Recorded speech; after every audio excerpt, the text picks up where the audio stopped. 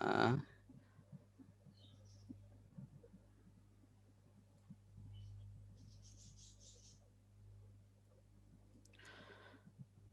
আজকে আমাদের যে এক্সপেরিমেন্ট সেটা হচ্ছে determination of compressive strength of hydraulic cement mortars. So আমরা এক্সপেরিমেন্টের টাইটেল থেকে বুঝতে পারতেছি যে আসলে আমাদের এখানে কি কি করতে হবে। একটা হচ্ছে যে কম্প্রেসিভ স্ট্রেংথ প্রফেসর ডিটারমিন আলামি করব। সিদ্দিক আরেকটু জোরে, কথাটা মানে একটু আস্তে আসছে।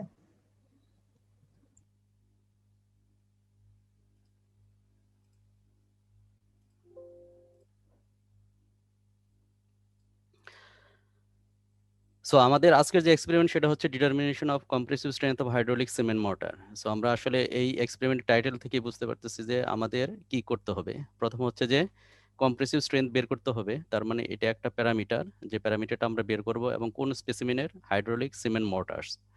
সো কম্প্রেসিভ স্ট্রেংথ আমরা তো অলরেডি C211-এ মেকানিক্স অফ সলিডস 1-এ দেখতে পেয়েছি কিভাবে আমরা স্ট্রেস বের করি, ঠিক আছে? এবং তার স্ট্রেসের যে নেচার, সেই নেচার কি হতে পারে? যদি আমি নরমাল স্ট্রেস কনসিডার করি সেটা হতে পারে কি টেনশন অথবা কম্প্রেশন।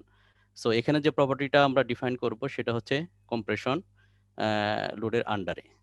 এবং এখানে টার্মটাকে কেন স্ট্রেংথ হিসাবে ডিফাইন করা হচ্ছে? স্ট্রেংথ হচ্ছে একটা স্পেসিফিক স্ট্রেস, যে স্পেসিফিক স্ট্রেস কোনো একটা এলিমেন্ট অথবা কোনো একটা মেটেরিয়ালের স্পেসিফিক প্রপার্টিটিকে ডিফাইন করে, তখন সেই স্ট্রেসটাকে ডিফাইন করা হয় এজ এ স্ট্রেংথ হিসাবে। আর এখানে আমরা যে স্পেসিমেনটা ইউজ করব তাকে বলা হচ্ছে হাইড্রোলিক সিমেন্ট মর্টার্স। তার মানে এখানে আমরা সিমেন্ট মর্টার ইউজ করব। যদিও এই সিমেন্ট মর্টার যে স্ট্রেংথ, এটা ইনডাইরেক্টলি সিমেন্টের যে কম্প্রেসিভ স্ট্রেংথ আছে সেই স্ট্রেংথটাকে ডিফাইন করবে। তার মানে আমরা এখানে মর্টার ইউজ করব, not cement based. So compressive stress is one of the important properties of the cement, which provides an indication of ability of the cement to make a concrete strong in compression. তার মানে এই যে cement, সেই সিমেন্টটা কি করা হয়? একটা binder হিসেবে ইউজ করা হয়। যখন আমি এটাকে বাইন্ডার হিসেবে ইউজ করব, তার মানে কোথায় আমি এই বাইন্ডার হিসেবে ইউজ করব? কংক্রিটে ইউজ করব। এবং কংক্রিটের তার যে লোড ক্যারিং এর যে বিহেভিয়ারটা, সেই লোড ক্যারিং এর বিহেভিয়ারটা কি? মেইনলি হচ্ছে কম্প্রেশন। তার মানে এই যে সিমেন্টের যে স্ট্রেংথ, এটা ডিরেক্টলি কি করে? এই যে কংক্রিটের যে কম্প্রেশনের তার যে বিহেভিয়ার, সেই বিহেভিয়ারকে এটা কোরিলেট করে। তার মানে আমরা এখানে যে জিনিসটা দেখতে পাই সেটা হচ্ছে যে compressive strength of the mortar cubes seems proportional to the compressive strength of the concrete specimen. তার মানে আমাদের এই যে হাইড্রোলিক সিমেন্ট মর্টার থেকে যে স্ট্রেংথটা পাবো, যেটা সিমেন্টের স্ট্রেংথ হিসেবে আমরা এক্সপ্রেস করি, এই যে সিমেন্টের স্ট্রেংথ, এইটা সরাসরি কি করে কংক্রিটের যে কম্প্রেসিভ যে স্ট্রেংথ, পরবর্তীতে আমরা দেখব যে কিভাবে আমরা কংক্রিটের কম্প্রেসিভ স্ট্রেংথ বের করি, তার সাথে ডিরেক্টলি কোরিলেটেড। বাট এই সরাসরি সিমেন্টের স্ট্রেংথটাকে ওই কংক্রিটের স্ট্রেংথে একটা ডিরেক্ট ওরকমভাবে কোরিলেশন করা যায় না। কোরিলেশন মিন্স যে আমাদের কংক্রিটের স্ট্রেংথ যদি এত হয়, তাহলে তার করসপন্ডিং সিমেন্টের স্ট্রেংথ কত হতে হবে, অথবা সিমেন্টের স্ট্রেংথ যদি এই পরিমাণে হয় তাহলে কংক্রিটের স্ট্রেংথ কত হতে হবে। তার মেইন যে রিজন, সেই রিজনটা হচ্ছে যে সেখানে আমাদের মোটর কিউব থেকে যে স্ট্রেংথটা পাচ্ছি সেটা সিমেন্টের স্ট্রেংথে ডিফাইন করে। আর কংক্রিটে কি কি থাকে? সিমেন্ট থাকে, এগ্রিগেট থাকে। সেই এগ্রিগেট হিসেবে আবার দুই ধরনের কম্পোনেন্ট থাকে, ফাইন এগ্রিগেট এবং কোর্স এগ্রিগেট। ফাইন এগ্রিগেট হিসেবে কি থাকে? স্যান্ড থাকে। এবং কোর্স এগ্রিগেট হিসেবে কি থাকে? ব্রিক চিপস অথবা খোয়া এবং অথবা স্টোন চিপস থাকতে পারে। তাহলে এই যে এগ্রিগেটের যে প্রপার্টিজ, তারপর কি থাকবে? সিমেন্ট থাকবে এবং তারপর ওয়াটার থাকবে। এবং সবগুলো প্রপার্টি অ্যাকচুয়ালি ডিফাইন কি করবে? হচ্ছে কংক্রিটের কম্প্রেসিভ স্ট্রেংথ। তার মানে আমাদের এগ্রিগেটেড প্রপার্টি, মিক্সিং প্রপোর্শন এবং কনস্ট্রাকশন প্রসিডিউর কি করবে? সেই কংক্রিটের কম্প্রেসিভ স্ট্রেংথকে ডিফাইন করবে। বাট এজ এ জেনারেল এই জিনিসটাকে কোরিলেট করা যায় যে আমাদের সিমেন্টের স্ট্রেংথ যদি কম হয়, ডেফিনেটলি কংক্রিটের যে অন্যান্য ইনগ্রিডিয়েন্টস আছে সেই ইনগ্রিডিয়েন্ট যদি সেমও থাকে, তাহলে এটা কংক্রিটের কম্প্রেসিভ স্ট্রেংথও কমে যাবে। আর সিমেন্টের স্ট্রেংথ যদি বেড়ে যায়, তাহলে সেখান থেকে সেই সিমেন্টটা ইউজ করে যে আমরা যে কংক্রিটটা তৈরি করব, তার কম্প্রেসিভ স্ট্রেংথটাও আমরা কি পাবো? বেশি পাবো। নেক্সট হচ্ছে আমরা যখন এই কম্প্রেসিভ স্ট্রেংথটাকে তৈরি করব, তার মানে আমাকে একটা কি করতে হবে? নির্দিষ্ট একটা স্ট্যান্ডার্ড মেনটেন করতে হবে। সেই স্ট্যান্ডার্ড হচ্ছে STM C109। সেটা হচ্ছে standard test method for compressive strength of hydraulic cement mortar using 2 inch or 50 millimetre cube specimen. তার মানে যে কম্প্রেসিভ স্ট্রেংথটা পাবো, সেই কম্প্রেসিভ স্ট্রেংথ একটা কি করবে? তার একটা ইন্ডিকেটিভ প্রপার্টি শো করবে, সে প্রপার্টি তৈরি করার জন্য আমাদের কি করতে হবে, একটা স্ট্যান্ডার্ড টেস্ট মেথড ফলো করতে হবে। সেই স্ট্যান্ডার্ড টেস্ট মেথডে এখানে বলে দেওয়া আছে, আমরা যদি এএসটিএম স্ট্যান্ডার্ড ইউজ করি তাহলে আমাকে ইউজ করতে হবে C109, এবং তার করসপন্ডিং যে স্পেসিমেনের উপর আমরা লোড অ্যাপ্লাই করব, যেখান থেকে আমরা স্ট্রেসটা পাবো, সেটা হচ্ছে আমাদের 2 ইঞ্চ মোটর কিউব অথবা 50 মিলিমিটার। তার মানে আমি যদি এফপিএস সিস্টেম ইউজ করি তাহলে আমরা ইঞ্চ ইউনিট ইউজ করব, আর যদি আমরা এসআই সিস্টেম ইউজ করি তাহলে আমরা 50 মিলিমিটার কিউব স্পেসিমেন ইউজ করতে হবে। ঠিক আছে, this test method provide the means of determining the compressive strength of hydraulic cement and other mortars, and the results may be used to determine the compliance with the specification. তার মানে এটা দ্বারা আমি একটা স্ট্রেংথ পেলাম, সেই স্ট্রেংথটাকে আমাকে কি করতে হবে, একটা স্পেসিফিকেশনের কমপ্লায়েন্স করতে হবে।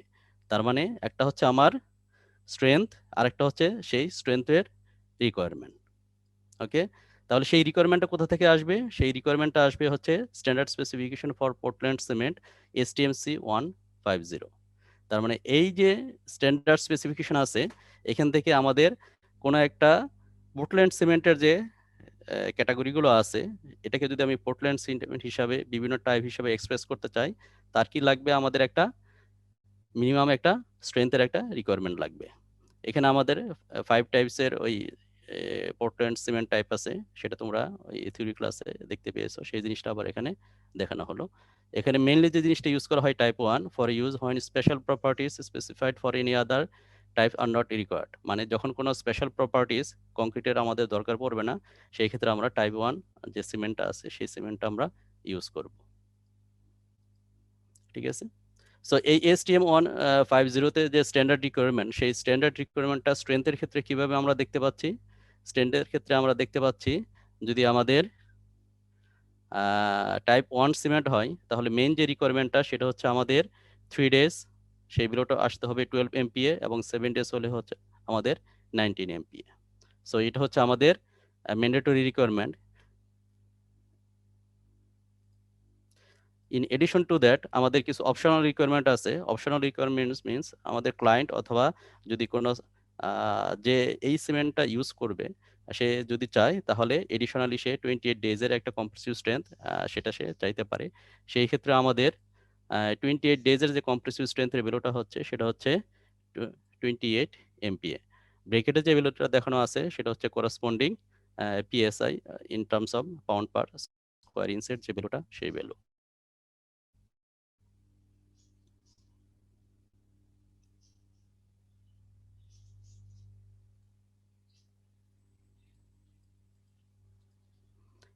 সো নেক্সট হচ্ছে আমাদের যদি ব্লেন্ডেড সিমেন্ট ইউজ করি, সেক্ষেত্রে আমাদের যে স্পেসিফিকেশনটা ফলো করতে হবে সেটা হচ্ছে STMC 595, এবং তার করসপন্ডিং এটা বোধ জেনারেল অর স্পেশাল পারপাস আমরা ইউজ করতে পারি, এবং সেক্ষেত্রে আমাদের 4টে টাইপে আছে, সেই জিনিসটা তোমরা থিওরি ক্লাসে দেখেছো।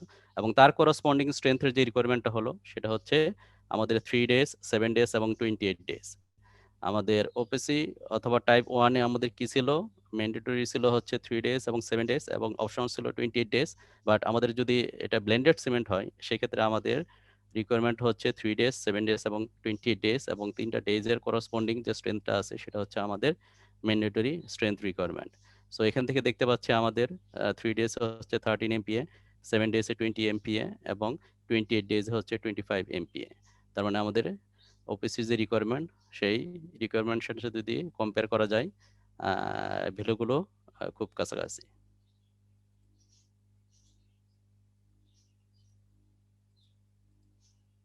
সো ইন সামারি আমরা যদি দেখতে পারি, যদি আমি STM স্ট্যান্ডার্ড স্পেসিফিকেশনটা ইউজ করি, সেক্ষেত্রে আমাদের ওপিসি টাইপ 1, সো আমি ধরে নিচ্ছি এখানে যে আমাদের 20 ডেজের রিকোয়ারমেন্ট লাগবে, তো সেই ক্ষেত্রে 12, 19 এবং 28 MPa, এবং যদি ব্লেন্ডেড সিমেন্ট হয় সেই ক্ষেত্রে হচ্ছে 13, 20 এবং 25 মেগাপ্যাসকেল। তো আমাদের এই যে রিকোয়ারমেন্টটা, সেই রিকোয়ারমেন্টটা স্যার আমরা আমরা কিভাবে, স্যার কোন ক্ষেত্রে কোনটা ইউজ করি? স্যার কখন স্যার ব্লেন্ডেড সিমেন্ট ইউজ করি, কখন ওপিসি ইউজ করি? এটা অফিসে হচ্ছে জেনারেল পারপাস কনস্ট্রাকশন, আর যদি স্পেশাল পারপাসে কনস্ট্রাকশন হয়, ঠিক আছে, যদি তোমার কোনো স্ট্রেংথ যদি তোমার কম দরকার লাগে, অথবা স্পেসিফিক কোথাও যদি তোমার আহ, বি- যদি তোমার ওই সেটিং টাইমটা তোমাকে যদি একটু বেশি করতে হয়, যে হয়তো বা তোমার কনস্ট্রাকশনের যে পিরিয়ডটা আছে সেটা একটু লেনদেন হতে পারে, সেই ক্ষেত্রে আমরা ব্লেন্ডেড সিমেন্টটা ইউজ করি। ঠিক আছে। Okay sir, thank you.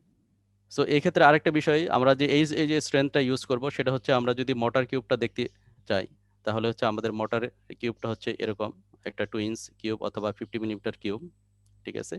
So এই স্পেসিমেনটা তৈরি করে তার উপর আমরা কম্প্রেশন লোড দেবো এবং তার করসপন্ডিং যে ভ্যালুটা অ্যাকচুয়ালি এই ভ্যালুটাকে মিট করতে হবে। ঠিক আছে, আমাদের যদি অপিসি হয় আর যদি পিসিসি হয়। এখানে পিসিসি বলতে এখানে ব্লেন্ডেড সিমেন্টকে ডিফাইন করা হচ্ছে। সো এটা আমাদের এই এখানে স্যার ব্র্যাকেটের ভিতরে স্যার 12, 19, 20 এগুলো এমপিএ। কি বোঝাচ্ছে? এখানে তুমি যদি দেখো, এখানে যে টাইটেলটা দেওয়া আছে, টাইটেলে কি আছে, মিনিমাম কম্প্রেসিভ স্ট্রেংথ পিএসআই, তার মানে ফার্স্ট যে ভ্যালুটা এটা হচ্ছে পিএসআই। আর দেখো ব্র্যাকেটে কি দেওয়া আছে, মেগাপ্যাসকেল, তার মানে এই ভ্যালুটা হচ্ছে আমাদের স্ট্রেংথের যে ভ্যালুটা সেটা হচ্ছে মেগাপ্যাসকেল। সো তুমি দুইটা ইউনিটে ইউজ করতে পারো, এপিএস সিস্টেম অথবা এসআই সিস্টেম। আর কোনো কোশ্চেন? সো অ্যাকচুয়ালি এই স্পেসিমেনটা নিয়ে আমাদের এরকম একটা টেস্টিং মেশিন আছে। সেই টেস্টিং মেশিনের যে সেট আপ, সেই সেট আপের মধ্যে নিতে হবে এবং তারপর আমরা যদি লোড অ্যাপ্লাই করি, আমরা যদি সেই সেট আপটাকে একটু ইনলার্জ আকারে দেখতে চাই, তাহলে আমরা এরকমভাবে দেখতে পাবো। তো সেই ক্ষেত্রে আমাদের কি হচ্ছে, এখান থেকে আমাদের লোড অ্যাপ্লাই করা হবে এবং এখানে তার রেজিস্ট্যান্স দিবে। তার মানে এই যে স্পেসিমেন, এই স্পেসিমেনের যে ক্রস সেকশনের এরিয়া, সেই এরিয়ার উপর আমাদের কি পড়বে, স্ট্রেসটা ডিস্ট্রিবিউশন হবে। তার মানে এটা ফাইনালি আমরা এক্সপ্রেস করব অ্যাজ এ এভারেজ স্ট্রেস হিসাবে।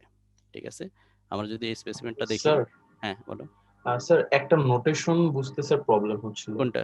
জি স্যার, নরমালি তো স্যার 2 ইঞ্চ কিউব বলতে তো বুঝি আমাদের কিউবের সাইডটা হচ্ছে 2 ইঞ্চ লেন্থে, তাই নাকি স্যার? 2 ইঞ্চ কিউব মানে হচ্ছে অল সাইডস আর 2 ইঞ্চ। আচ্ছা স্যার, তো স্যার আমাদের যে ল্যাব রিপোর্টটা ছিল ওতে লাস্টের কোশ্চেন বা কোশ্চেন নাম্বার 3 তে 2 ইঞ্চের উপরে আবার কিউব সাইন দেয়া ছিল, ওইটারও কি এটাই বুঝাইছে যে 2 ইঞ্চ হচ্ছে সাইড, নাকি ভলিউমটা 2 বুঝিয়েছে? 2 ইঞ্চ যে কোনো একটা সাইড যদি মেনশন করে কিউবের ক্ষেত্রে একটা ডাইমেনশনটা ইউজ মানে করলেই স্যার এখানে কোশ্চেনে দেয়া ছিল এখানে ডাইমেনশন কে বোঝানো হয়েছে? সম্ভবত ওটা এটা নোটেশনটা সরে গেছে বা কেউ একটা কোনো এডিটর হয়তো আমরা ঝামেলা তো হয়েছে। ভলিউম ধরে করেছি। মানে ম্যাম স্যার, ম্যাম আমরা তো এখানে ভলিউম ধরে হচ্ছে করেছি, ম্যাম। ইঞ্চ টু দি পাওয়ার 3 দেয়া, তো এটা তো ভলিউমে বোঝায় নরমালি। না না, এখানে তোমাদের ওটা 2 ইঞ্চ কিউব বলতে ওইটাই তো বললাম যে সম্ভবত এডিটে যে হয়তো কোনো কারণে ওটা ভুলে চলে গেছে। তাহলে ম্যাম এখন ওটা কি 2 করবো? ডাইমেনশন। হ্যাঁ, এখন আমরা তো ম্যাথ করে ফেলছি ম্যাম। ম্যাম ম্যাথ করে ফেলেছি ম্যাম। তোমরা এটা ভলিউম ধরে করে ফেলছো? জি ম্যাম। জি ম্যাম করে ওকে, ফেলছি ম্যাম। যারা কোনো ভলিউম ধরে করে সমস্যা ফেলছে নাই। যেটা যেভাবে করছো সেভাবে দিয়ে দাও। Okay ma'am, thank you. Thank you ma'am. Thank you ma'am. Okay, so স্পেসিমেনের শেপটা বুঝতে পেরেছো এবং কোন ডিরেকশনে, যেই ডিরেকশনে আমি লোডিং ইউজ করি না কেন, আমাদের এরিয়াটা কিন্তু আসবে কত, 2 ইঞ্চ বাই 2 ইঞ্চ। ঠিক আছে।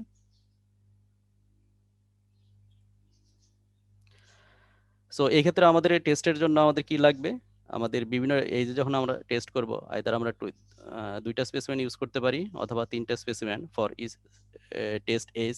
মানে আমাদের এখানে কি দেখানো হলো, টেস্ট এজ বলতে বোঝানো হচ্ছে 3 ডেজ, 7 ডেজ অর 28 ডেজ। কোথাও আমাদের কি থাকতে পারে, 3 ডেজ থাকতে পারে, 7 ডেজ থাকতে পারে, কোথাও আবার আমাদের তিনটাই থাকতে পারে। আমরা ইন জেনারেল বলা আছে যে দুইটা অথবা তিনটা স্যাম্পল আমরা ইউজ করব, বাট ইন বাংলাদেশের কনটেক্সটে আমরা তিনটা স্পেসিমেন ইউজ করি। সো সেই ক্ষেত্রে আমরা যে স্পেসিমেনটা তৈরি করব সেটা একটা কি, সিমেন্ট মর্টার। সো সিমেন্ট মর্টারের জন্য আমাদের মর্টারটা তৈরি করব সিমেন্টের সাথে আমরা স্যান্ড ইউজ করব। সেই স্যান্ডটা একটা special type of the sand, সেটাকে বলা হচ্ছে অটোয়া স্যান্ড। পরবর্তীতে দেখব সেই স্যান্ডের gradations. At the same time আমরা এই যে মর্টারটা তৈরি করব সেই ক্ষেত্রে মর্টারের জন্য আমার কি লাগবে, যে দুইটা ইনগ্রিডিয়েন্ট আমরা ইউজ করব তার একটা রেশিও লাগবে। সো বাই ওয়েটে এটা হচ্ছে কি, আমাদের সিমেন্ট যদি 1 পোর্শন হয় আমাদের গ্রেডেড স্যান্ড হবে কত, 2.75 টাইমস। ঠিক আছে। আর এটাকে মিক্সিং এর করার জন্য আমাদের একটা ওয়াটার সিমেন্ট রেশিও ইউজ করতে হবে। আমাদের যদি পোর্টল্যান্ড সিমেন্ট হয় সেই ক্ষেত্রে আমাদের ওয়াটারের সাথে সিমেন্টের যে রেশিওটা আসবে সেটা হচ্ছে 0.485। আর যদি আমাদের এয়ার ইনটেনিং পোর্টল্যান্ড সিমেন্ট হয় সেই ক্ষেত্রে আমাদের ভ্যালুটা হচ্ছে 0.46। ঠিক আছে। সো এই ক্ষেত্রে দেখানো আছে যদি আমাদের যদি 6টা স্পেসিমেন হয় সেই ক্ষেত্রে আমাদের কতটুকু স্যান্ড, কতটুকু সিমেন্ট, কতটুকু ওয়াটার আমাদের মিক্স করতে হবে এবং পোর্টল্যান্ড সিমেন্ট হলে তার করসপন্ডিং ওয়াটার ভ্যালুটা কত আসবে। আর যদি আমাদের 9টা স্যাম্পল হয় তাহলে কি পরিমাণে আমাদের স্যাম্পল মিক্স করতে হবে তো সেই স্পেসিমেনগুলো তৈরি করার জন্য। ঠিক আছে। আচ্ছা, So, একটা জিনিস এখানে একটু অ্যাড করি, আলামিন আরেক আগের স্লাইড একটু জানো। আচ্ছা, এখানে ওয়াটার সিমেন্ট রেশিও 0.485, জিনিসটার মানে কি, যে সিমেন্ট আমি যতটুকু নিচ্ছি তার 48.5% পানি নেওয়া হচ্ছে ফর অল পোর্টল্যান্ড সিমেন্ট, তাই না? এখন আমরা জানি যে সিমেন্টের হাইড্রোলিক রিঅ্যাকশনের জন্য পানি লাগে, which we determined in our last class, যেটা রেঞ্জ কিনা ছিল 22 থেকে 30% ফর ওপিসি, আর পিসিসি এর জন্য আরেকটু বেশি। তো এই ক্ষেত্রে দেখা যাচ্ছে যে আমরা তার নরমাল কনসিস্টেন্সি অর্থাৎ হাইড্রোলিক রিঅ্যাকশনের জন্য যতটুকু পানি লাগছে তার থেকেও অনেক বেশি পানি অ্যাড করছি, 48.5%, যেখানে হাইড্রোলিক রিঅ্যাকশনের জন্য পানি লাগছে নিয়ার অ্যাবাউট 25% বা 30% এরকম। বেশি পানিটা কেন দিচ্ছি? ম্যাম অন্য এগ্রিকুলার মাঝখানে তো পানি চলে যেতে পারে। অর্থাৎ আমার যে স্যান্ডের স্যান্ড জন্য? আমি এখানে স্যান্ডের অ্যাড জন্য? করছি, এক্স্যাক্টলি স্যান্ড হচ্ছে একটা পোরাস ম্যাটেরিয়াল যেটা কিনা পানি অ্যাবজর্ব করে।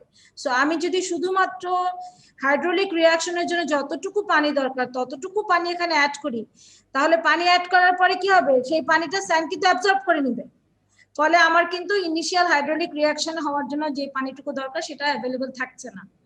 সেই জন্য এখানে এক্সট্রা পানি অ্যাড করা হয়, যাতে করে স্যান্ডের যতটুকু অ্যাবজর্পশন ক্যাপাসিটি আছে তার রিকোয়ারমেন্টটা যাতে ফুলফিল হয়। এবং পরবর্তীতে এই পানিটা কিন্তু স্যান্ড রেখে দিচ্ছে, কিন্তু যখন সে ইন এনভায়রনমেন্টে এক্সপোজড হবে তখন আলটিমেটলি পানিটা স্যান্ডের ভিতরে পোর্স থেকে চলে যাবে, যেটা কিনা আমার এটার সাথে স্ট্রেংথের কোনো রকম ভ্যারিয়েশন ঘটাবে না বা হাইড্রোলিক রিঅ্যাকশনকেও হ্যাম্পার করবে না।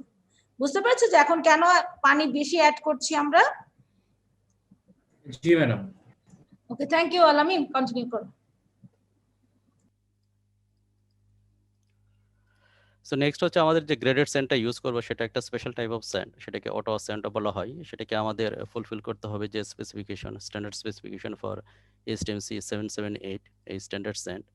এই স্যান্ডের আমাদের পরবর্তীতে দেখতে পাবো যে আসলে কোনো একটা মেটেরিয়ালের আমরা সিবি অ্যানালাইসিস করে তার গ্রেডেশনটা আমরা বের করতে পারি।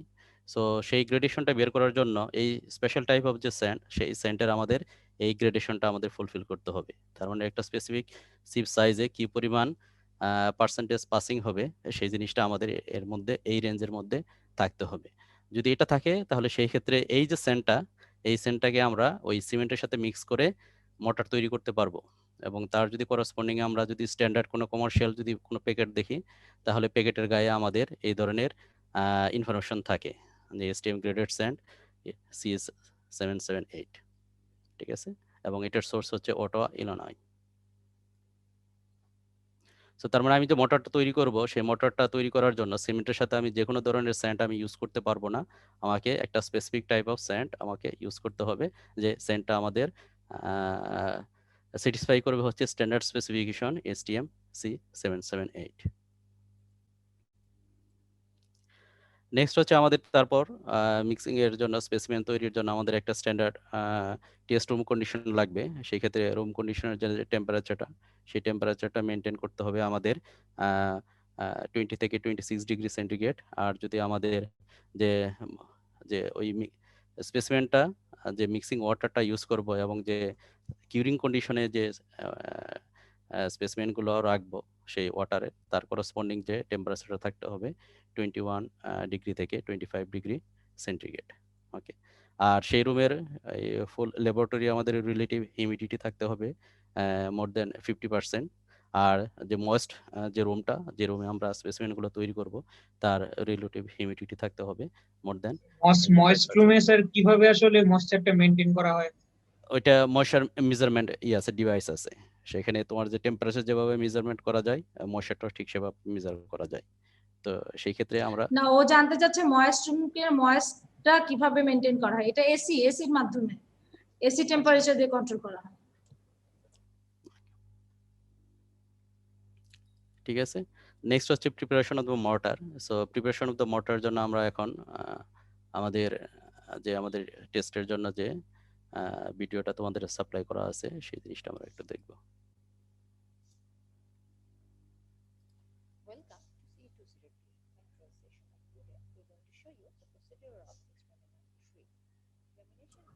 সাউন্ড শোনা যাচ্ছে না আলামিন? স্যার সাউন্ড শেয়ার করতে হবে স্যার। আলামিন সাউন্ডটা শেয়ার করো।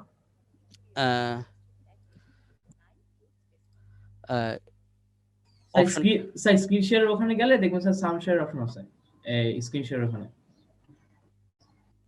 আলামিন উপরে যা, উপরে গিয়ে ওখানে দেখো, উপরে যেখান থেকে রেকর্ডিং স্টার্ট করা যায় তার নিচে একটা অপশন আছে কম্পিউটার অডিও শেয়ার, ওটা ক্লিক করতে হবে। হ্যাঁ ঠিক আছে। And the amount of materials required for making these 9 cubes are shown in the picture. We will be using a water cement ratio for making these 9 cubes. এখানে তোমাদের একটা standard স্পেসিফিকেশনে একটা তোমাদের ওই সিমেন্ট, স্যান্ড এবং ওয়াটার কতটুকু mix করতে হবে তার একটা ডাটা দেওয়া ছিল। সেই ডাটার সাথে এই ডাটাটা একটু ভেরি করে। এটা হচ্ছে যে আগের যে স্পেসিফিকেশন, স্ট্যান্ডার্ড স্পেসিফিকেশনে আমরা যখন কি করি, কোনো একটা স্পেসিমেন তৈরি করার জন্য তার কিছু ওয়েস্টেজ হয়, সেই ওয়েস্টেজটাকে আমরা কি করতে পারি, মিনিমাইজ করতে পারি। সো আমাদের ল্যাবরেটরিতে যে জিনিসটা করা হয়, সেই ওয়েস্টেজটাকে মিনিমাইজ করার জন্য এই মিনিমাম যদি এই পরিমাণে আমরা যদি ইনগ্রিডিয়েন্ট ইউজ করি, তাহলে আমরা 9টা কিউব স্পেসিমেন তৈরি করতে পারবো। ঠিক আছে, বাট এই ক্ষেত্রে আমাদের সিমেন্ট এবং স্যান্ডের যে রেশিও 1:2.75 এবং ওয়াটার সিমেন্ট যে রেশিও 0.485 সেটা কিন্তু মেনটেন করা হয়। ঠিক আছে, ওই ডাটার সাথে কনফিউজড হয় না। স্ট্যান্ডার্ডে যে ডাটা দেওয়া আছে 9টা স্পেসিমেনের জন্য, এই ডাটাটা একটু ভেরি করে, বাট এই পরিমাণ স্যাম্পল দিয়ে আমরা কি করতে পারবো, ওই 9টা স্পেসিমেন তৈরি করতে পারবো। আগের পরিমাণটা যদি আমি মিক্স করি, তাহলেও সেই ক্ষেত্রেও কিন্তু কি হবে, আমি 9টা স্পেসিমেন তৈরি করতে পারবো, বাট কিছু পরিমাণ আমার লেফট ওভার থাকবে, ওয়েস্টেজ হবে। ঠিক আছে, Are shown in the picture. We will be using a water cement ratio of 0.485 and cement to sand ratio 1:2.75. As you can see from the video, we are taking about 700 gram of cement to prepare our cement mortar cubes. The sand used in this experiment is Ottawa sand, having the sand used in this.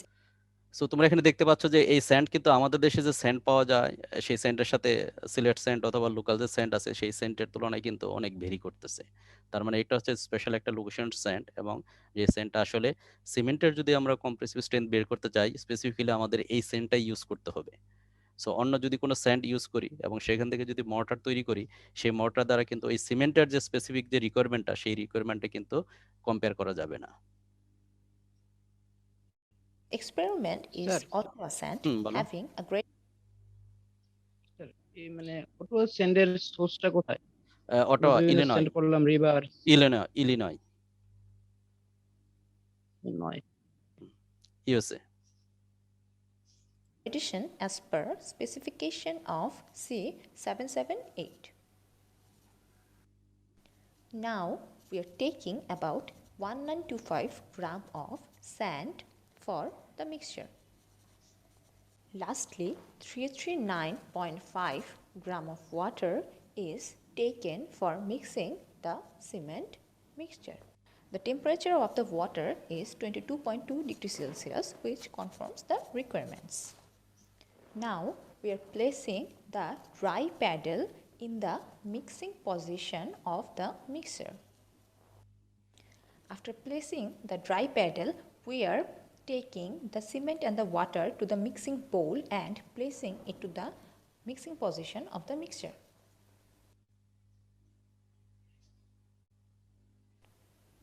Now we have start the mixture and we are mixing at slow speed for 30 seconds.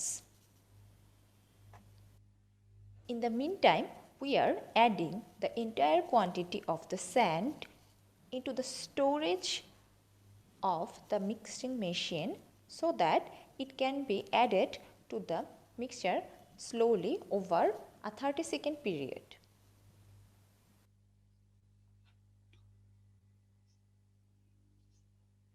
We have to stop the mixture and let the mortar stand for 90 seconds. হ্যাঁ বলো।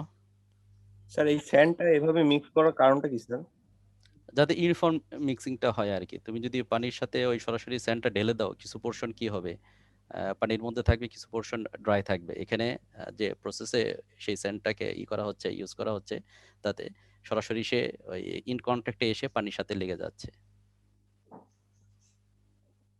During the first 15 seconds of this interval, we have to quickly scrape down any mortar that may have collected on the side of the bowl. After the 90 seconds of rest, we have to finish the mixing within 1 minute by rotating it at medium speed. This is the mold. এটা হচ্ছে আমাদের সেই STM এর যে standard মোল্ডটা। So আমি যদি STM এর standard স্পেসিফিকেশনটা follow করতে চাই, আমাকে অবশ্যই কি করতে হবে, এই যে ডাইমেনশনটা আছে এই 2 ইঞ্চ বাই 2 ইঞ্চ অথবা 50 মিলিমিটার বা 50 মিলিমিটার, এই ডাইমেনশনটা আমাদের মেইনটেইন করতে হবে। এবং এটা হচ্ছে cross section dimension 2 inch by 2 inch, এবং তার ডেপথ যেহেতু কিউব সাইজ, তার ডেপথ হবে 2 inch. Used for preparing 2-inch cubes.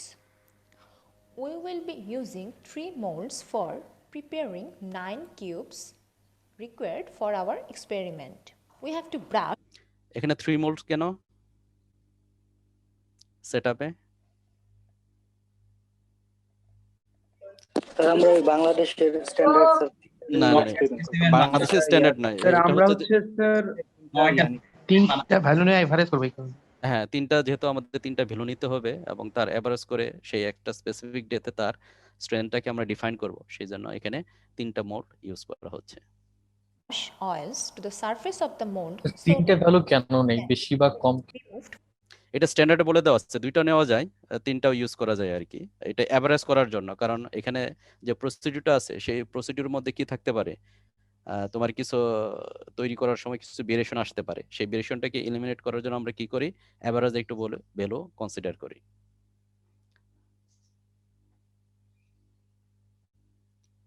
So সেই ক্ষেত্রে স্ট্যান্ডার্ড বলে দিয়েছে আমরা যদি দুইটা অথবা তিনটার এভারেজ করি, তাহলে সেখান থেকে যে ভ্যালুটা পাবো সেই ভ্যালুটা রিপ্রেজেন্টেটিভ ভ্যালু শো করবে। ইন বাংলাদেশ কনটেক্সট আমরা তিনটা স্পেসিমেন ইউজ করি। From the mold. We have to start molding the specimens within 2.5 minutes after completion of the original mixing of the mortar batch. We have to place a layer of mortar about 1 inch in all of the cube compartments. এখানে বলা হচ্ছে কি 1 inch আমাদের কি করতে হবে, সেই কম্পার্টমেন্টে feel করতে হবে, কিন্তু এখান থেকে কি দেখা যাচ্ছে, অলমোস্ট সেটা কি 2 ইঞ্চের যে ডাইমেনশনটা আছে সেটা কভার করে গেছে, তাই তো? বাট ইন রিয়ালিটি এটাকে যখন কম্প্যাক্ট করা হবে, কম্প্যাক্টের পরে যে ডাইমেনশনটা আমরা পাবো, যে হাইটটা পাবো, সেটা 1 ইঞ্চের কাছাকাছি থাকবে, কারণ এখনকার যে স্পেসিমেনটা সেই স্পেসিমেনটা কি লুজ কন্ডিশনে আছে, এই মোটরটা লুজ কন্ডিশনে আছে। যখন আমরা কম্প্যাক্ট করব, সেই কম্প্যাক্ট করার পরে তার ডেপথটা আমাদের কমে যাবে। We have to temp the mortar with temper in each cube compartments 32 times in about 10 seconds in 4 rounds as shown in the video. তার মানে এখানে যে টেম্পার যে স্পেসিমেনটা দেখানো আছে তার একটা কি স্পেসিফিক ডাইমেনশন থাকবে। এখানে স্পেসিফিক ডাইমেনশন হচ্ছে কত, 1 ইঞ্চ বাই হাফ ইঞ্চ তার ক্রস সেকশন ডাইমেনশন, এবং তার যে লেন্থ হবে সেটা কত 5 to 6 ইঞ্চ। ওকে, এবং সেটা কি উডেন।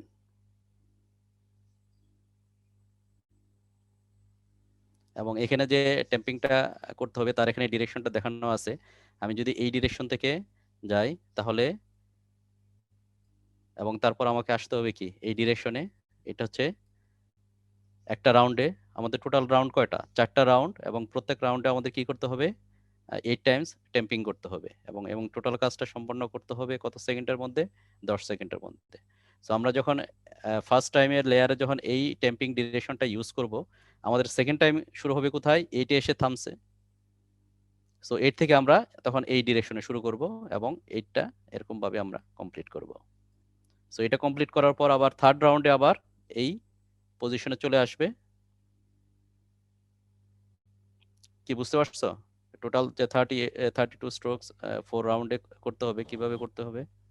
জি স্যার, বুঝতে পারছি।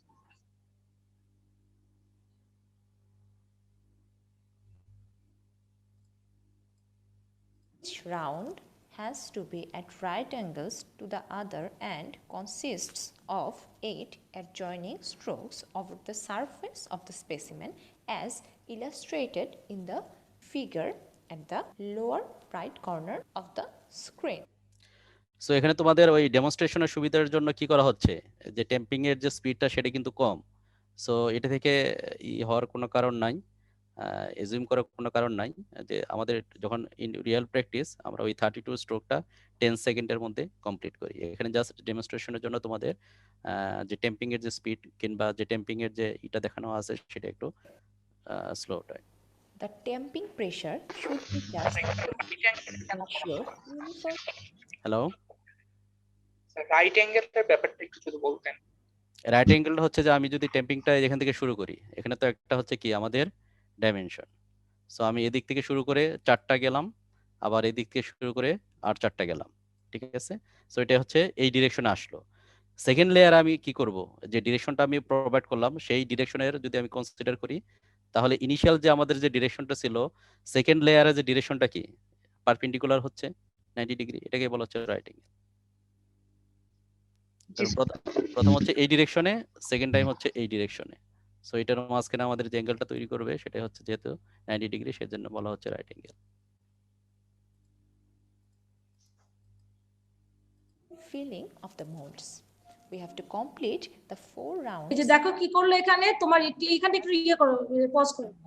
এই জায়গাটায় কি হলো, আমার যে টেম্পার যেটা ছিল সেই টেম্পারটা কিন্তু ঘুরে গেল, তাই না? টেম্পারের মুখটা কি হলো, ঠিক আগের সেকেন্ডে কি ছিল, ওই দিক করে থেকে ট্যাম্প করে আসলো, যেই রাইট অ্যাঙ্গেল হলো কি হলো, এই টেম্পারের যে কাটটা আমি ইউজ করছি সেই টেম্পারটা কিন্তু ঘুরে গেল 90 ডিগ্রি। এটাকেই সেই 90 ডিগ্রি বোঝানো হচ্ছে। আলামিন আরেকটু সামনে গিয়ে মানে ব্যাকে গিয়ে ওই জায়গাটা দেখানো, যে জায়গাটা মুখ চেঞ্জ হলো, তাহলে আমার মনে জিনিসটা বুঝবে, ঠিক আছে? বেশি পিছনে চলে গেছে, আর একটু হ্যাঁ এখান থেকে দেখালে হবে। Has to be at right angles. এই যে রাইট অ্যাঙ্গেল দেখো যে ঘুরে গেল, আগের পজিশনটা কি যেরকম ছিল তার থেকে কিন্তু ঘুরে গেছে, তাই না?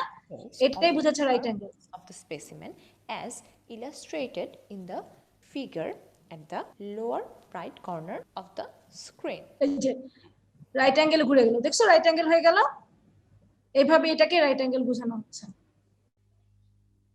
এখন ট্যাম্পিংটা এই ডিরেকশনে যাবে, অর্থাৎ আগে যে ডিরেকশনে ট্যাম্প হচ্ছিল তার 90 ডিগ্রিতে রোটেট টার্ন হয়ে সেই এখন ট্যাম্পিংটা এই ডিরেকশনে হবে, এটাই বোঝানো হচ্ছে। Tamping pressure should be just sufficient to ensure uniform filling of the molds. We have to complete the 4 rounds of tamping, that is 32 strokes of the mortar in one before going to the next. এখানে তোমাদেরকে বোঝানোর জন্য কিন্তু ট্যাম্পিংটা slowly করা হয়েছিল, কিন্তু fast যখন actually করা হয় দেখো এটা কিন্তু অনেক ফাস্ট করা হচ্ছে, ঠিক আছে? তখন কিন্তু এরকম স্লো করা হয় না।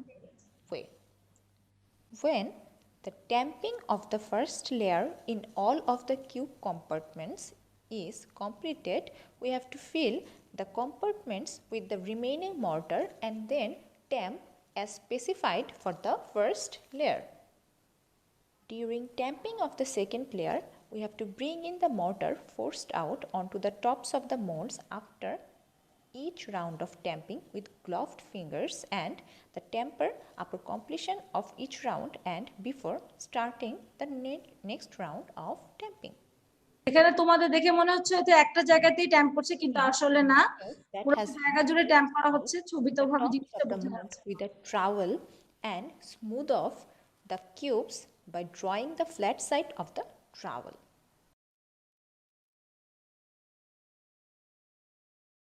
Then, for the purpose of leveling the mortar, we have to draw the flat side of the trowel lightly once along the length of the mold.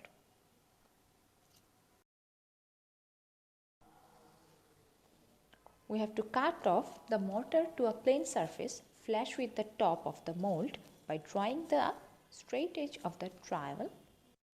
Immediately upon completion of molding, we have to place the test specimen in the moist room for 24 hours with their upper surfaces exposed to the moist air but protected from getting wet through water. As you can see from the video, this is how we demold the cube specimens from the mold. Load is applied to the plain surface. অর্থাৎ এটা কিন্তু করা হলো 24 ঘন্টা পরে, অর্থাৎ 24 ঘন্টা moist রুমে রেখে দেওয়া হয়েছিল, তারপরে কিন্তু এগুলোকে ডিমোল্ড করা হয়েছে, অর্থাৎ এটা ফাইনালি সেট হয়ে যাওয়ার পর। We have to immerse. Moist রুমে রাখা হয় কেন? হ্যাঁ, ময়েস্ট রুমে রাখা হয় কেন? তুমি বলো কেন ময়েস্ট রুমে রাখতে হয়? আমি 201 ক্লাসেও বলেছিলাম আমি এখানে পানি অ্যাড করছি কেন? সিমেন্টের হাইড্রোলিক রিঅ্যাকশনের জন্য। তো আমি যদি এটাকে নর্মাল টেম্পারেচারে নর্মাল রুমে রেখে দিই কি হবে? যে পানিটা আমি অ্যাড করেছি সেটা এভাপোরেট করে যাবে। আর আমি যদি এটার উপরে পানি দিয়ে রাখি বা এটাকে পানিতে ডুবাই, যেহেতু এটা তখনও সেট করে নাই, কি হবে? জিনিসটা পানির মধ্যে গলে যাবে, তাই না? সেই জন্য এটাকে সেট হওয়া পর্যন্ত আমাকে এমন অবস্থা রাখতে হবে যে তার ভিতরে যে পানিটা আমি হাইড্রোলিক রিঅ্যাকশনের জন্য অ্যাড করছি সেটা এভাপোরেট করে যাতে চলে না যায়, এবং যখন সেটা সেট হয়ে যাচ্ছে তখন সেটাকে আমি কিউরিং করছি, যেটা কিনা এখানে দেখানো হচ্ছে, এবং স্যার তোমাদেরকে ডিটেইলসে বলবেন। আলামিন ইয়ে করো, অন করো।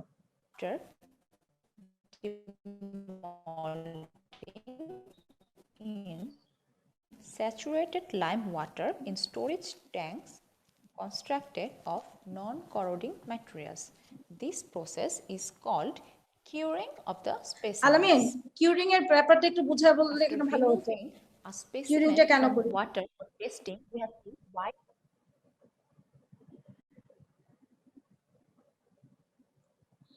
আমরা কিউরিংটা কেন করি? আমি কিন্তু থিওরি ক্লাসে বলেছিলাম, তাই না? তোমরা খেয়াল আছে তোমাদের?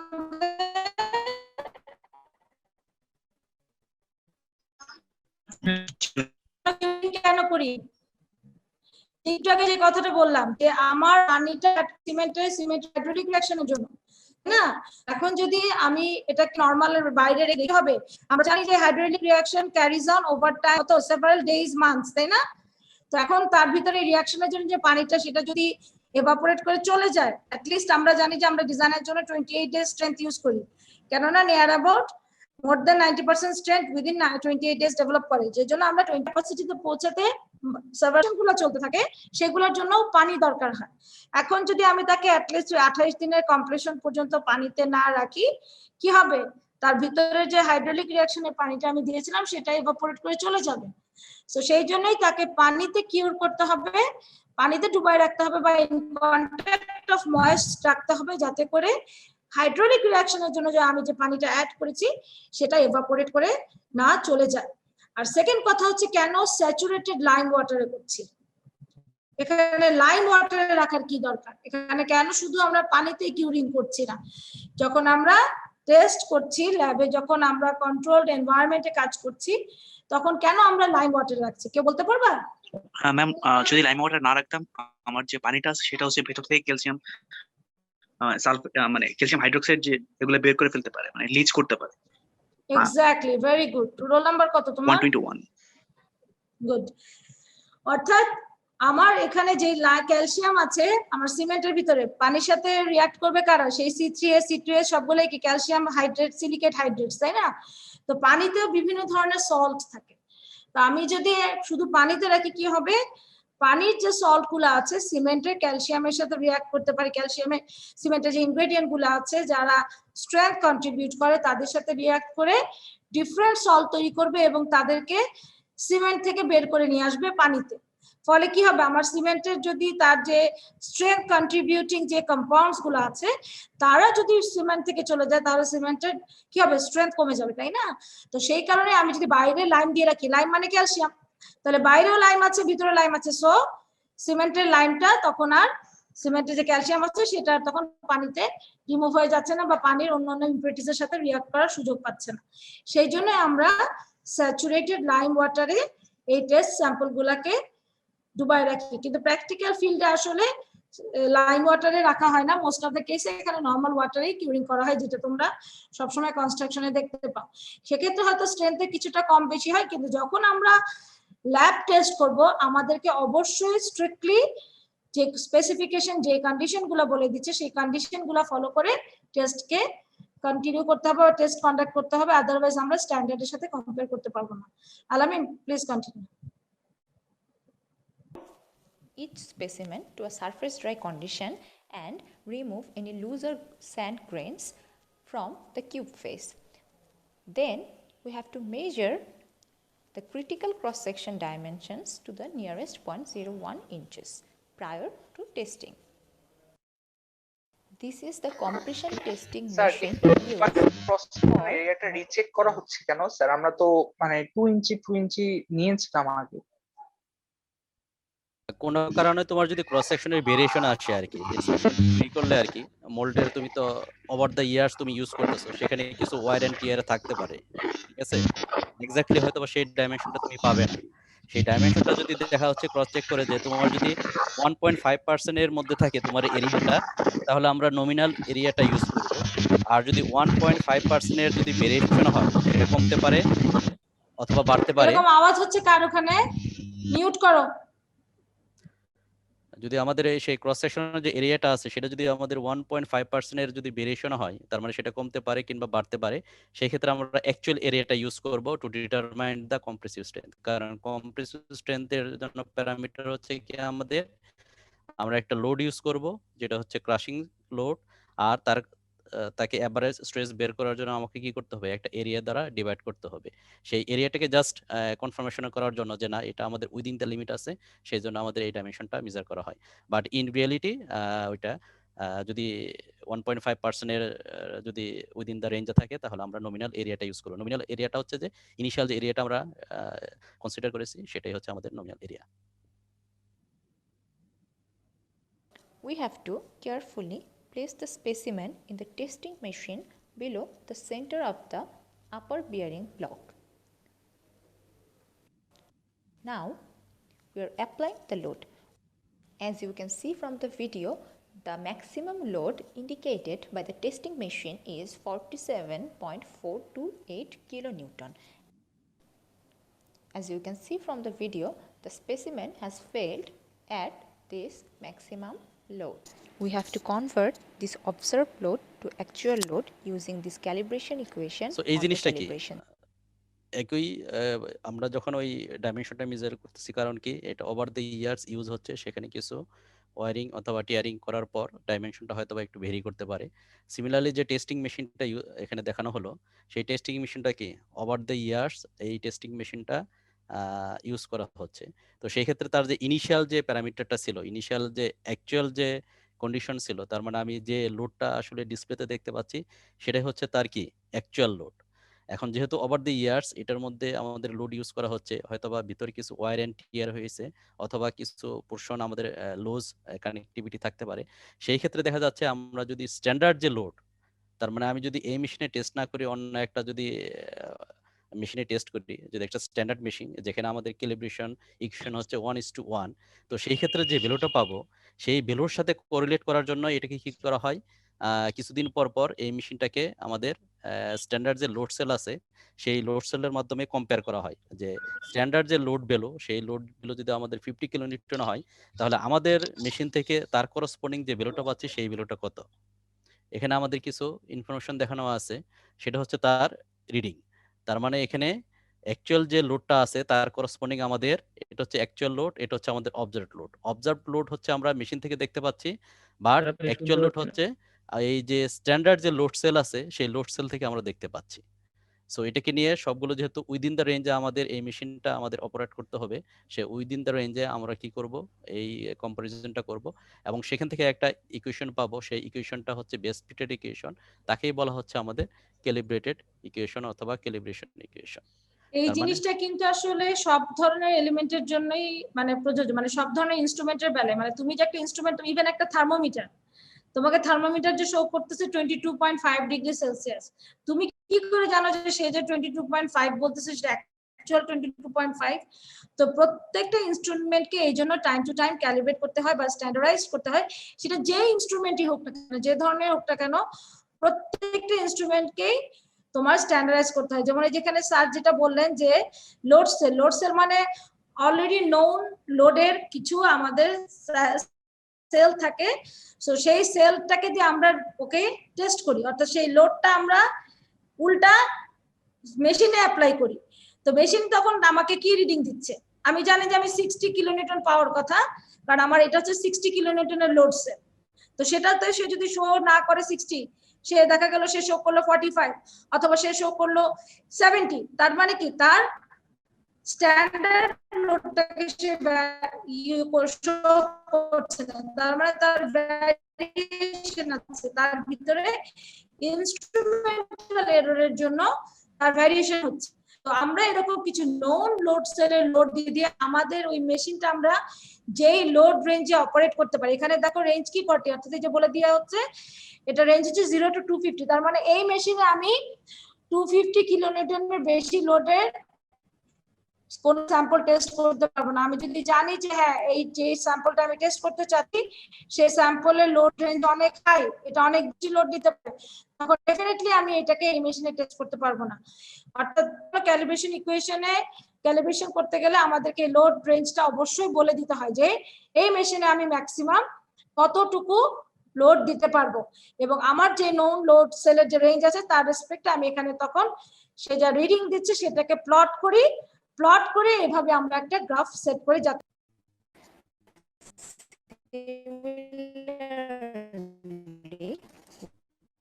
এখানে যে ডাটা দেখানো আমাদের আসলে কমপ্লিট করতে হবে। যেমন এখানে তোমাদের একটা অবজার্ভ লোড আছে, এটা হচ্ছে তোমরা মেশিন থেকে পেয়েছো, সেখান থেকে কনভার্ট করে ইকুইলিব্রিয়াম ইকুয়েশনে যে ক্যালিব্রেটেড যে ইকুয়েশন আছে সেই ইকুয়েশনে যদি কনভার্ট করা হয়, তার মানে আমাদের অবজার্ভ লোড যদি 52.2 হয়, তাহলে আমাদের অ্যাকচুয়াল যে লোড যদি স্ট্যান্ডার্ড লোডের সাথে যদি কম্পেয়ার করি, তাহলে সেই স্ট্যান্ডার্ড লোডের লোড হচ্ছে 53.53 কিলোনিউটন। সো তারপরে এই লোডটাকে কি করা হয়েছে, কনভার্ট করা হয়েছে, যেহেতু আমাদের টার্গেট হচ্ছে আমরা এটাকে পাউন্ড পার স্কয়ার ইঞ্চে কনভার্ট করব, সেই জন্য আমাদের কিলোনিউটন থেকে পাউন্ডে কনভার্ট করা হয়েছে। সো এই ক্ষেত্রে তোমাদের যে ভ্যালুটা দেওয়া আছে 22.4, এর সাথে বেটার হচ্ছে তুমি যদি 22.4.8 ইউজ করো, তাহলে হচ্ছে 1 কিলোনিউটন হচ্ছে 22.4.8। ঠিক আছে, সো এটা হচ্ছে তোমার অ্যাকচুয়ালি যে লোড কিলোনিউটন ছিল সেখানে আমরা পেলাম হচ্ছে পাউন্ডে তার ভ্যালুটা। এখানে যে ডেসিমেল গুলো আছে সেই ডেসিমেল গুলো ডিসকাস করতে পারো। ঠিক আছে, নেক্সট হচ্ছে তারপর হচ্ছে এরিয়া, যেহেতু আমাদের লোডিং নমিনাল যে ডাইমেনশন 2 ইঞ্চ বাই 2 ইঞ্চ, এবং এক্ষেত্রে যেহেতু আমাদের 1.5% ভেরিয়েশনের মধ্যে আছে, তো আমরা 4 ইঞ্চ স্কয়ার ইউজ করব। এবং সেখানে একটু আমি একটু থামি, রাকিব ওই স্লাইডটা কোথায় আছে, ওই ভিডিওটা আমি শেয়ার করব ম্যাডাম। তুমি শেয়ার করো তাহলে, আলামিন শেয়ার করবে? ও হ্যাঁ শেয়ার করো, অসুবিধা নেই। এরপরে কি আরো স্লাইড আছে তোমার? এটাই মনে হয় লাস্ট। আচ্ছা তাহলে ওই একটু শেয়ার করো, ওই টেস্টটা শেয়ার করলে তখন তুমি বুঝাও। তোমাদের যেটা স্ট্যান্ডার্ড যেটা বলা হচ্ছে যে আমরা যে লোডগুলা পাবো আফটার ক্যালিব্রেশন, অর্থাৎ আমরা ক্যালিব্রেটেড যে লোডটা পাবো সেটাকে স্যার যেটা বললেন 224.8 দিয়ে মাল্টিপ্লাই করতে পাউন্ডে নেওয়ার জন্য। ঠিক আছে, 224.8 দিয়ে মাল্টিপ্লাই করে পাউন্ডে নেওয়ার পরে সেই লোডটাকে এরিয়া দিয়ে ভাগ দিব। এরিয়া আমরা জানি যে যেহেতু আমরা দেখতে পাচ্ছি যে আমাদের সাইজগুলা 2 ইঞ্চ বাই 2 ইঞ্চি আমরা পাচ্ছি, সো 1.5% ভ্যারিয়েশন হলে সেক্ষেত্রে আমরা স্কেল দিয়ে মেপে যে এরিয়াটা পেতাম সেটা ইউজ করতে হতো। কিন্তু এক্ষেত্রে যেহেতু ভ্যারিয়েশনটা লেস দেন 1.5%, সেক্ষেত্রে আমরা ওই অ্যাকচুয়াল এরিয়াটা ইউজ করব করে এই লোডকে, যেই জন্যই আমাদের লোডের এরিয়াটা হয়ে যাচ্ছে 4 ইঞ্চ স্কয়ার। এখানে দেখো এই টেবিলে সেটা দেয়া আছে। তো সেই জন্য ওই লোডকে ওই এরিয়া দিয়ে ভাগ দিয়ে আমরা কম্প্রেসিভ স্ট্রেংথ পাবো। এই এখানে দেখো এখানে কিন্তু সব রাউন্ডিং করা, লোডটা কিন্তু কোনো ডেসিমাল ভ্যালু নাই, তোমাদের টেবিলেও কিন্তু সেরকম থাকতে হবে। ম্যাক্সিমাম লোডটাকে নিয়ারেস্ট 1 এ রাউন্ড করতে হবে। আফটার ক্যালিব্রেশন, আবারও বলছি আফটার ক্যালিব্রেশন এখানে যে লোডটা আমি পাচ্ছি সেটাকে আমি কিন্তু নিয়ারেস্ট 1 এ রাউন্ড করে নিয়েছি, অর্থাৎ পাউন্ডে যখন আমি কনভার্ট করছি এখানে নিয়ারেস্ট 1 এ রাউন্ড করে লিখতে হবে। ডেসিমেলের পরে এখানে কোনো ভ্যালু থাকতে পারবে না। তারপরে দেখো এখান থেকে এরিয়া দিয়ে ভাগ দিয়ে যে কম্প্রেসিভ স্ট্রেংথটা আমি পাচ্ছি, সেই কম্প্রেসিভ স্ট্রেংথও কিন্তু কার মাইক অন, মিউট করো। সো এখানে যে কম্প্রেসিভ স্ট্রেংথ পাচ্ছি এরিয়া দিয়ে ভাগ দেওয়ার পর সেটাও কিন্তু নিয়ারেস্ট 1 এ রাউন্ড করা। ঠিক আছে, আলামিন এখান থেকে কন্টিনিউ করো, বুঝা দাও ওদেরকে বাকিটা। ম্যাম আমরা ম্যাক্সিমাম লোড যখন ইউজ করব সেটা 224.8 দিয়ে ভাগ করব, মানে গুণ করব। গুণ করবা 220, স্যার বলে দিলেন যেহেতু তোমাদেরকে 224.8 দিয়ে গুণ করবা, তোমরা এটা কারেক্ট করে নিও। ম্যাম কোনটা যদি 0.5 আসে তখন নিয়ারেস্ট 1 এ যাওয়ার জন্য কি আগেরটাতে যাব না পরেরটাতে? আমি তো আর সেটা শিখাবো না, আমি গত ক্লাসে শিখাই দিচ্ছি। এই জিনিস এই ক্লাসে আমাকে জিজ্ঞেস করে আমি বলবো না, একই জিনিস আমি প্রত্যেক ক্লাসে শিখাবো না। না করলে বেশি অ্যাকুরেট ভ্যালু আসতো না, রাউন্ডিংটা কেন করা হয়? এত বড় একটা লোড 2999 5000 6000 লোডে ডেসিমেলের পরে 0.5 থাকা আর ডেসিমেলের পরে 0.5 না থাকাতে কতটুকু ভেরিয়েশন হবে বলো আমাকে। এটা কি 1-2 ডিজিটের ভ্যালু যে 0.5 এর কম বেশি তার ভেরিয়েশন হবে? তোমাকে তো এখানে এই জাজমেন্ট অ্যাপ্লাই করতে হবে যে ভ্যালুটা কত ছোট বা কত বড়। এই যে দেখো অবজারভডরে কিন্তু আমরা ডেসিমেলের পরে রেখে দিছি না, কারণ এটার ভ্যালুটা লেস দ্যান 100। যখনই আমার মোর দ্যান 100 হয়ে যাচ্ছে, মোর দ্যান 1000 হয়ে যাচ্ছে, তখন আমার কি ওই ডেসিমেলের ফ্র্যাকশনাল ওই ভ্যালুটা কি খুব সিগনিফিকেন্ট কিছু বলো? যে কোশ্চেন গুলো এখন বোবা হয়ে গেল কেন? না ম্যাম। হ্যাঁ, যখন এটা অনেক বড় ভ্যালু হয়ে যাচ্ছে তখন ডেসিমালের পরে ওই ফ্র্যাকশনালটা খুবই ইনসিগনিফিকেন্ট হয়ে যায়। সেই কারণে এটাকে আমরা রাউন্ড করে নিব আমাদের সব কাজের সুবিধার জন্য, দেখার সুবিধার জন্য, ঠিক আছে? এটা অ্যাপিয়ারেন্সটাকে সুন্দর করার জন্য। আলামিন, ডক্টর আলামিন প্লিজ কন্টিনিউ। ওকে, তারপর আমাদের তো লোড আমরা পেয়ে গেলাম এবং করসপন্ডিং এরিয়াও আমাদের দেওয়া আছে, এবং সেই লোড এবং তার যে করসপন্ডিং এরিয়া সেখান থেকে আমরা কম্প্রেসিভ যে স্ট্রেংথটা আছে সেই স্ট্রেংথটা আমরা দেখতে পাচ্ছি, ঠিক আছে? এবং কোন একটা স্পেসিফিক ডেতে আমরা যদি 3 ডে কনসিডার করি, সেই স্পেসিফিক ডে এর করসপন্ডিং আমাদের এই যে তিনটা যে ভ্যালু আছে 2998, 3125, 3081, এই তিনটা যে রেজাল্ট এটার একটা অ্যাভারেজ ভ্যালু করা হচ্ছে, এবং সেই অ্যাভারেজ ভ্যালুটাকে আবার কি করা হচ্ছে, যদি আমাদের পিএসআই কিংবা এপিএস সিস্টেমে আমরা তাকে এক্সপ্রেস করি তাহলে আমাদের 10 পিএসআই রাউন্ডিং করতে হবে, ঠিক আছে? সেজন্য এই ভ্যালুটা আসছে কত 3071 সো তোমরা যদি 2998 এই 3125 তিনটাকে যোগ করে ভাগ করলে আসে 3068 সেটাকে রাউন্ডিং করা হচ্ছে 3070। সিমিলারলি আমাদের 7 ডেজে রাউন্ডিং করা হচ্ছে নিয়ারেস্ট 10 পিএসআই, এবং 28 ডেজেও রাউন্ডিং করা হচ্ছে তার করসপন্ডিং 28 ডেজের যে তিনটা স্পেসিমেন আছে সেই তিনটা স্পেসিমেন। আমি একটু বলি এখানে এই যে রাউন্ডিংটা, দিস ইজ ভেরি ইম্পর্টেন্ট, কারণ এটা এসটিএম স্ট্যান্ডার্ডে স্পেসিফাই করে দেওয়া হচ্ছে। তোমাদের যখন কুইজে এই ধরনের ম্যাথমেটিক্যাল প্রবলেম আসবে বা তোমাদের যে অ্যাসাইনমেন্টের যে কোশ্চেনে এই ধরনের প্রবলেম থাকলে এইটাকে যদি এভাবে রাউন্ডিং করে রেজাল্ট না লিখো মার্কস ডিডাক্ট করা হবে। এটা কিন্তু বি কেয়ারফুল যে এখানে অবশ্যই 10 নিয়ারেস্ট 10 পিএসআই তে রাউন্ডিং করতে হবে। This is the standard procedure. So এখানে এভাবে না করে কেউ যদি ওই 3068 বা ওইরকম ইয়ে ভ্যালুটা লিখে দাও, লেস দেন 10 পিএসআই সিস্টেমে ভ্যালুটা লিখে দাও, সেক্ষেত্রে তোমার মার্কস। ঠিক আছে, তাহলে শেয়ারটা একটু অফ, ওই যে ইয়ে অফ করো রাকিব। স্যার একটা কোশ্চেন। হ্যাঁ বলো স্যার। ওই প্রথম যে ডাটাটা ছিল স্যার 54 কে মানে 54 কে 224 দিয়ে গুণ করলে হয় স্যার 12096, তো এটাকে স্যার 11991 মনে হয় লেখা। এটা কি স্যার ভুল নাকি? না, এটা তো যে 224 দিয়ে মাল্টিপ্লাই করা হয়েছিল তাই, কিন্তু স্যার এখন বলে দিলে 224.8 দিয়ে মাল্টিপ্লাই করতে। এটা একটা এক্সাম্পল তোমাদেরকে দেয়া হচ্ছে, ঠিক আছে? তোমাদেরকে প্রসিডিউর যেভাবে শেখানো হলো তোমরা সেই ওয়াইজ করবা, ঠিক আছে? ডাটাতে কি দেখানো হচ্ছে না হচ্ছে দ্যাট ডাজন্ট ম্যাটার। ওকে, বুঝছো কি বলছো? তোমাদেরকে স্যার যেটা বলেছে যে 224.8 দিয়ে মাল্টিপ্লাই করতে, তোমরা 224.8 দিয়ে মাল্টিপ্লাই করবা, পাউন্ডে নিবা, সেটাকে 4 দিয়ে ভাগে পিএসআই তে স্ট্রেংথ পাবা, সেটাকে নিয়ারেস্ট 1 করবা, তারপর তিনটা ভ্যালু একই তিনটা ভ্যালুর যে পাবা সেই তিনটাকে অ্যাভারেজ করে যেটা পাবা সেটাকে নিয়ারেস্ট 10 পিএসআই তে এক্সপ্রেস করে ওই কয়েনের জন্য যে এভারেজ কম্প্রেসিভ সেটা বের করবা। আলামিন, ওদের সিমেন্ট ব্র্যান্ডটা কি বলা হয়েছে? না, ওটা পরে বলবো। আরেকটা বিষয় হচ্ছে যে এখানে বলা হলো যে এটা কি এপিএস মানে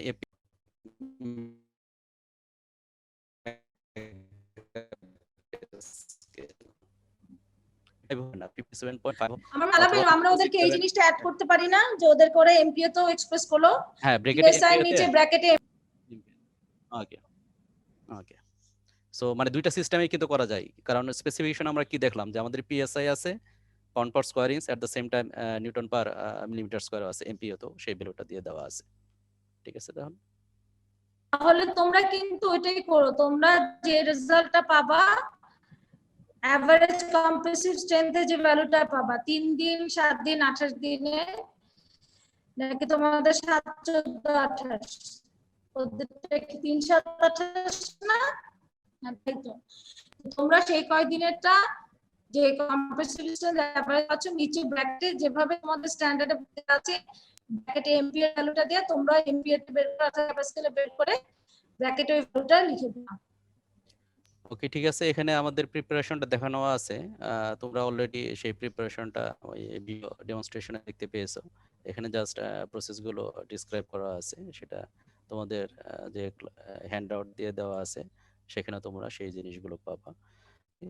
আমরা সরাসরি যাব, সেই আমাদের হচ্ছে কিছু কিছু হাই আর্লি স্ট্রেংথ যে সিমেন্টগুলো আছে সেখানে আমরা পাবো হচ্ছে 1 ডে স্ট্রেংথ, তার মানে 24 আওয়ার্স, এবং অন্যান্য যে স্পেসিমেন্টগুলো আছে সেখানে আমরা পাবো 3 ডেজ, 7 ডেজ এবং 28 ডেজ স্ট্রেংথ। তার মানে আমাদের এখন 3 ডেজ, 7 ডেজ এবং 28 ডেজ, এখানে আমাদের কি ডে এর একটা ভেরিয়েশন আছে, ঠিক আছে। ফর এক্সাম্পল আজকে যদি আমাদের কত হয় 13 মার্চ হয়, তাহলে আমাদের নেক্সট 3 ডে কত আসবে 16 মার্চ। সো আমি 13 মার্চে যে স্পেসিমেন্টটা তৈরি করলাম, হয়তো 10টার দিকে আমার সেই স্পেসিমেন্টটা তৈরি করা হলো।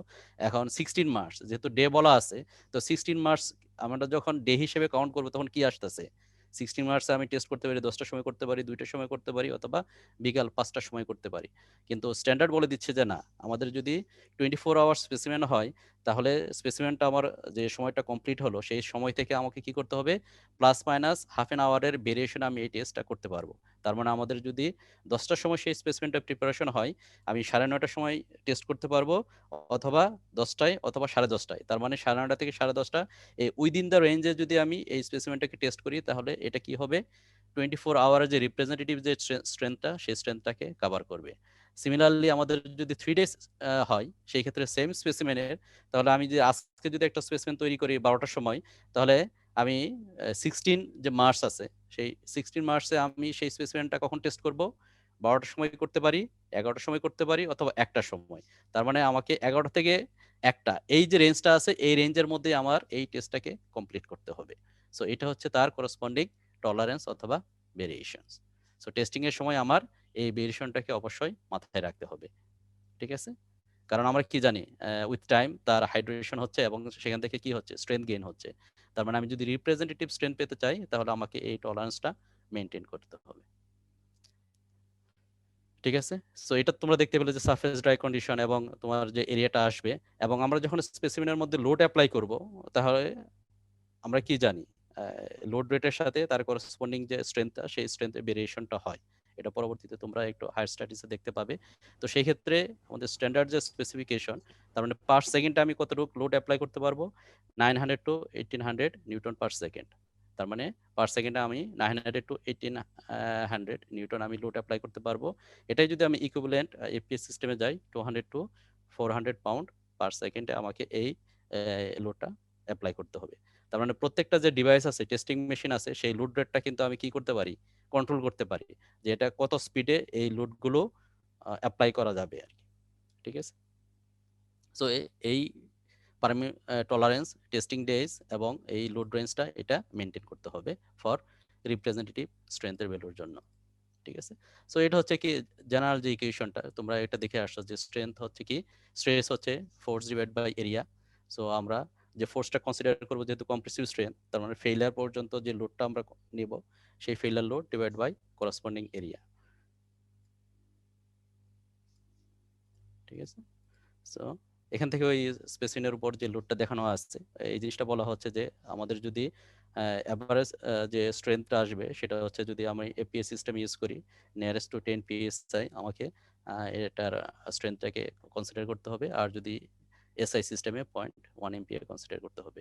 সো ফাইনালি এই স্ট্রেংথগুলো বের করে তোমাদের আরেকটা জিনিস এডিশনাল যে করতে হবে, আমরা কি দেখি যে কম্প্রেসিভ স্ট্রেংথের ভ্যালুটা উইথ টাইম সেটা কি হয়, ইনক্রিজ করে, এবং সেই ভেরিয়েশনটা আমরা নর্মাল গ্রাফ পেপারে আমরা যদি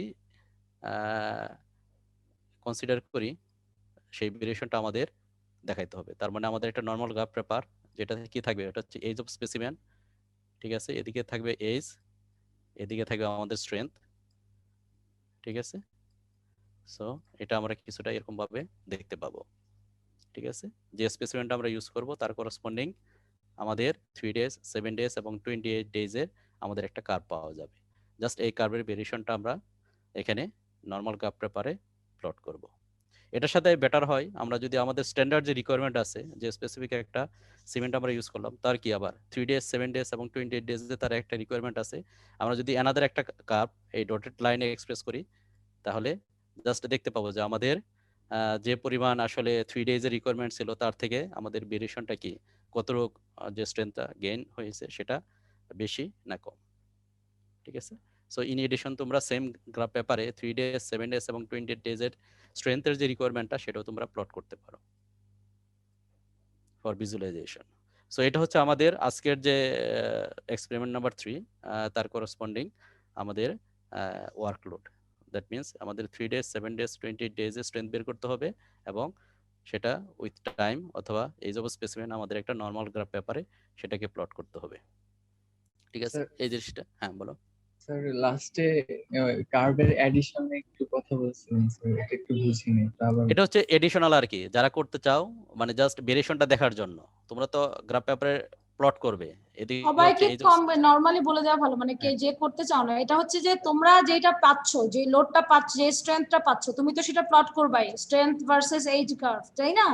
সো সেটা একটা পাচ্ছ, একটা জেনারেল শেপ যেটা স্যার যেটা দেখাচ্ছেন 3টা পয়েন্ট দিয়ে তোমরা বেস্ট ফিট কার্ভ আঁকবে। সো এইভাবে তোমরা যে গ্রাফটা পাচ্ছ এটা হচ্ছে তোমার স্যাম্পলের জন্য। আর তোমরা যে সিমেন্টটা ইউজ করছো, তোমাদের আজকের ক্লাসে যে সিমেন্টের নামটা বলে দিছো আলামিন, দেওয়া হয়নি তো কোথায় না? এখনো আসেনি। আচ্ছা, এই সিমেন্টটা যেটা ইউজ করবে ধরো সেটা হচ্ছে পিসিসি সিমেন্ট অর্থাৎ ব্লেন্ডেড সিমেন্ট। তুমি জানো যে স্ট্যান্ডার্ড ব্লেন্ডেড সিমেন্টের জন্য এএসটিএম এর কিছু স্ট্যান্ডার্ড ভ্যালু আছে প্রত্যেকটা এজের জন্য, তাই না?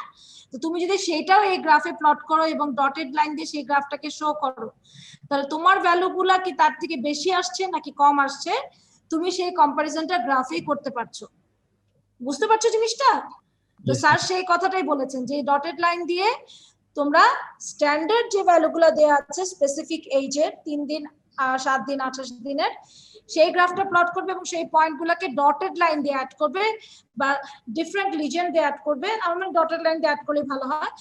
আর তুমি যে পয়েন্টগুলো পাচ্ছ তোমার রেজাল্ট থেকে, তোমার ডেটা থেকে, সেগুলো দিয়ে যে গ্রাফটা প্লট করছো সেইটার সাথে সেটা তুমি সলিড লাইন দিয়ে প্লট করবে এবং দুটার থেকে তুমি কম্পেয়ার করলে বুঝতে পারবে যে তোমার স্ট্রেংথটা গ্রাফিক্যালি স্ট্যান্ডার্ডকে স্যাটিসফাই করাটা শো করছে কিনা। ঠিক আছে, সো তুমি সেখানে একটা কম্পারিজন পেয়ে যাবে। স্যার সেটাই করতে বলছেন। এটা তোমার ওই ডিসকাশনে কাজে লাগবে যে তোমাদের হ্যাঁ ডিসকাশনে তুমি তখন সেটা নিয়ে তখন ক্লিয়ারলি লিখতে পারবে যে হ্যাঁ আমরা গ্রাফ থেকে দেখতে পাচ্ছি যে আমার স্ট্রেংথটা এএসটিএম এর যে স্ট্যান্ডার্ড স্পেসিফাই করে দিচ্ছে পিসিসি সিমেন্টের জন্য, ব্লেন্ডেড সিমেন্টের জন্য, সেটাকে স্যাটিসফাই করছে।